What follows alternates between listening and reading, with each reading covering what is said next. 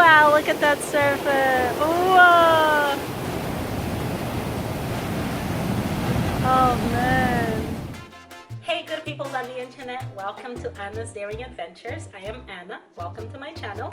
If you're new, make sure that you subscribe and like this video, share it with someone if you like to. Today I'm going to be talking about my fantastic solo trip to Bali. So let's get started. I was living in South Korea. I left South Korea and I was supposed to go visit family, to be with family for a period of time. But before I went to visit family, I decided that I would explore another country in Asia. So I left South Korea, flew to Bali. There was a little bit of a layover. I stopped in Hong Kong. So first impressions. When I arrived in Bali, I was a bit shook. I'm not gonna lie. Mind you, I was coming from South Korea, and if you've never been to South Korea, I tell everyone I know, if you've never been, you need to go to South Korea. South Korea is life. It's life, it's lit, it's amazing. I loved it. I had a great experience. Like, you need to experience South Korea. So if you're watching, make a note, add it to your journal, put it on your vision board. Note to self, go to South Korea. All I'm trying to say is that the airport was not as developed. I don't know what terminology to use. I don't want to be rude. So you come out, you know, you have your bag, you come out of the airport, the doors open, and there's a bunch of taxi drivers all lined up, all in front of you. Everyone's pretty much like screaming, and they want to get your attention because obviously they want to offer their service, which is good. I appreciate their service. Otherwise, I wouldn't have been able to get to my hotel. But at the same time, that was a little bit unsettling because it wasn't like a formal taxi company. At least I didn't know of a formal taxi company. So anyway, long story short, I'm at the airport and I'm like, oh my goodness, who am I going to go with? And this is a nighttime. I landed close to 7 p.m. so it was already dark, and there's no Wi-Fi at the airport, or I couldn't connect to the Wi-Fi. I didn't have data on my phone. I just picked the taxi driver, and he's like, sure, I can take you. My car's right here. He says right here. I thought it would be like parked in the airport. It was not. I had to like cross a whole road, and it was outside. So you can tell he's officially not an official taxi driver. That's his side gig, but okay, fine. So we went to his car. When I was outside, before I got into his car, as a safety measure, I took a picture of his license plate, and then we started going. So in Bali, they drive in the right side of the road. So the different side of the road which we drive here in North America. So that was a little bit of a shocker. That was the first thing. And then, oh, it's so chaotic. The traffic is chaotic. It's very busy, it's very fast, just really fast, very chaotic, a lot of cars, a lot of bikes, and just like chaotic, and I was sitting in the back of the car just like, Jesus, please, Liz, please. So anyway, he drove around. I don't remember exactly how far I was from the airport. I want to say maybe, I don't know, anywhere between 30 minutes to an hour from the airport. I think that's how long the drive was. And then I arrived at my resort. Okay, curly hairs don't care, body on point. So this is the hotel. This is the washroom of the hotel where I'm staying. So it's called Jimbaran Beach Resort Hotel. The breakfast, this is where we have breakfast every morning. Has a swimming pool. Pretty dope. This is the entrance. Just an amazing place, man. There's a whole swimming pool, which I haven't taken advantage of. With the swimmer part, I haven't taken advantage of. This is the life I've been living. Usually I sit there, living the good life while staying here. So when I arrived, immediately front reception, they gave me a drink. I could not have had picked a better place to stay. It was amazing. I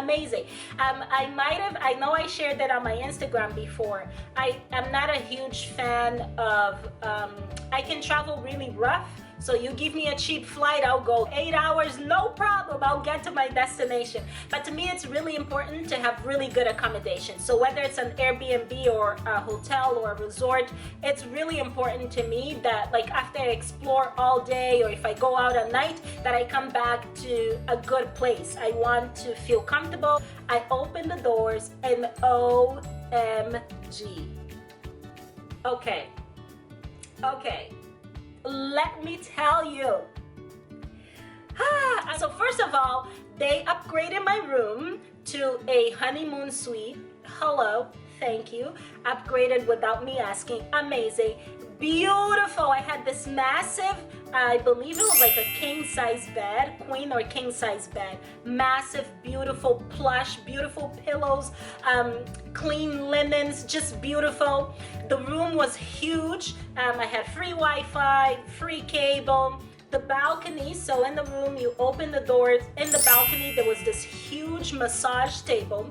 So if I wanted to have massage, they would come into my room and I could have the massage outside in the balcony. It also had a big, beautiful tub right outside in the balcony. My room allowed me to get a view of the swimming pool. When you're in the hotel room, obviously you have the bathroom and then the room. This bathroom, instead of having a wall, it was all glass. So while I was laying in bed, you could see, like, it was, instead of an actual wall, it was glass. Or say if you were with your, like, significant other, you know, you could be taking a shower and you could be watching them.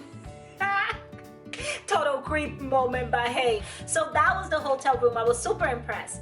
And then with my reservation, what is included is also breakfast. So the next day I woke up, I took my shower, got myself ready. I went downstairs for breakfast, and it was like a whole breakfast bar. You had fruits, fresh fruits, vegetables, they would make omelets, there was a smoothie bar. Fantastic breakfast, I enjoyed it, and then I started walking. This is my current situation. I'm here on the beach, Jimbaran Bay, Indonesia, looking fly, beautiful massive sunglasses, beautiful ocean right behind me. Look at the ocean, nice clouds, beautiful day. As I was walking through the beach, I could see plenty of other resorts to the area. You could rent like chairs to lounge around the whole day if you wanted to. There were tons of restaurants, all beachfront. So I walked up, and it was like a lengthy walk. We're talking a good 2 to 3 hours. So I walked around to get a feeling of everything that was around in the area. As I was walking around, and right by the beach, you would have these little markets, and people would sell fresh fruits and vegetables. So all I would do, that's what I did all week while I was there all week. So I would have late breakfast, so brunch around like 11 something, 12 o'clock, and then later on close to 5 or 6 o'clock I would go to the market and buy a bunch of fruits, just fresh fruits. I would buy a bunch of fruit, take it back to my hotel, and that would be my dinner.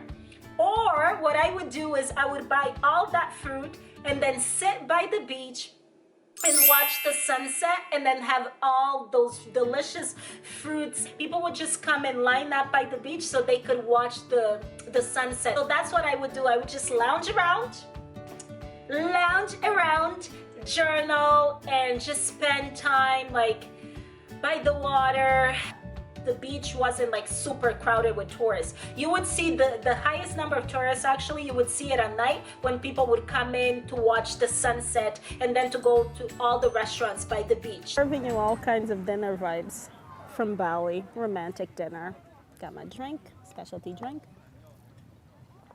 coconut water, alcohol in it, sauces, freshly grilled fish. I picked the fish and they grilled it for me, spinach, and apparently this is some steamed rice. Yes, it is.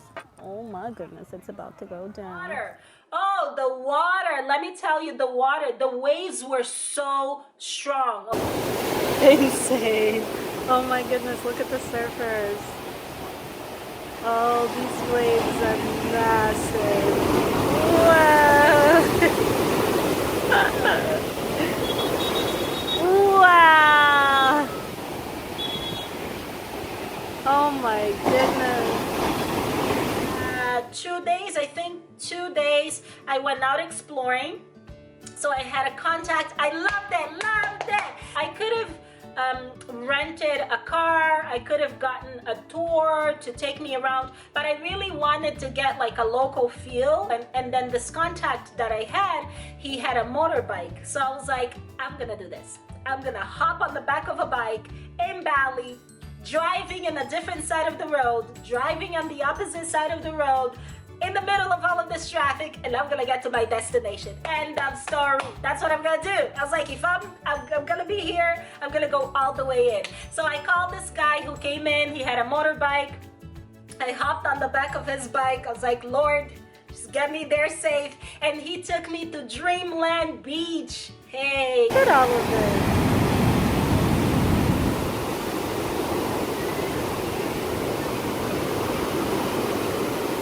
Wow, look at that surface. Whoa. Oh man. Amazing. I had a fantastic time. So then I was there the whole day. So my contact dropped me off on his bike, dropped me off, and then I spent the whole day there, ate, relaxed, went in the water, you know, lounged around, met some people, met some shady people, shady men everywhere. And then also another thing that I did, oh my goodness, things were so cheap that I decided to order room service. Okay, let me drink some water. So I ended up ordering room service twice while I was in Bali because it was so cheap. I think it was like $20, 20 Canadian, 20. I know that it wasn't more than 35 for sure. Delivered to me, beautiful presentation. The food was delicious and healthy and just amazing. And I was like, I'm here for this. I'm here for all of this. Give me all the room service I can get, all of it. Some days I spent the days and afternoons in the pool. They have a swim up bar. I was there quite often. I felt safe, so I had no problems. Yeah, people would stare a little bit. Really savored and loved, enjoyed my time in Bali.